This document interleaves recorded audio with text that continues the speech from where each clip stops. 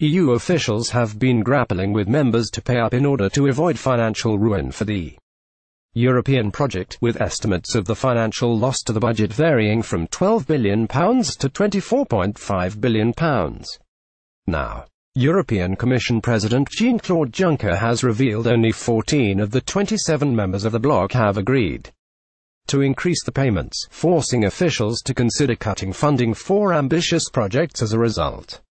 Alongside the loss of Britain's contributions, the EU are attempting to invest even more into border security and PESCO, the defence programme viewed by some as a pathway towards the creation of an EU army.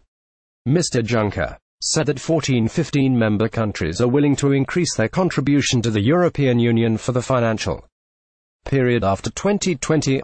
Commission President Jean-Claude Juncker has revealed only 14 members have agreed to pay more. He added that we will have to cut from the agriculture and cohesion funds because these two policies alone absorb 70% of our budget, otherwise we would have to cut from other policies by 45%, and I do not think it is appropriate. The cuts are expected to amount to roughly 15%.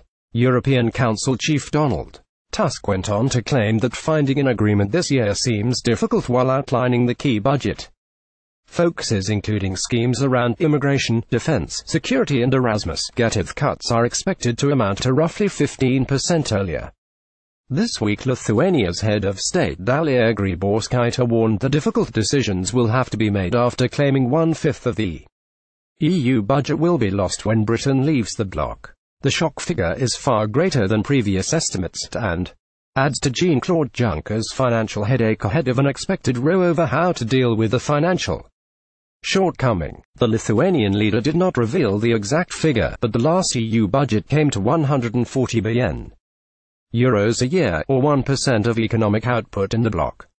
A fifth of that figure would amount to a financial black hole of £24.5 billion, €28 billion, which is more than double the previous figure of the Brexit costs, mooted at £12 billion.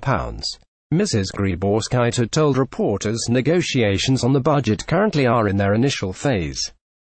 Dalia Grybauskaitė warned that difficult decisions will have to be made. EU member states will have to decide how to provide sufficient funding to ongoing programs and to future priority projects.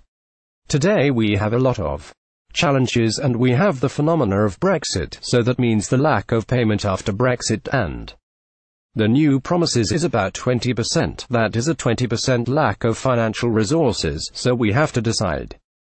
Either finding new resources, new European taxes, or reducing old programs. Obviously, there is a wish to finish the budget before the European Parliament's election in 2019. However, usually the accord is reached moments before the new financial long-term perspective comes into force.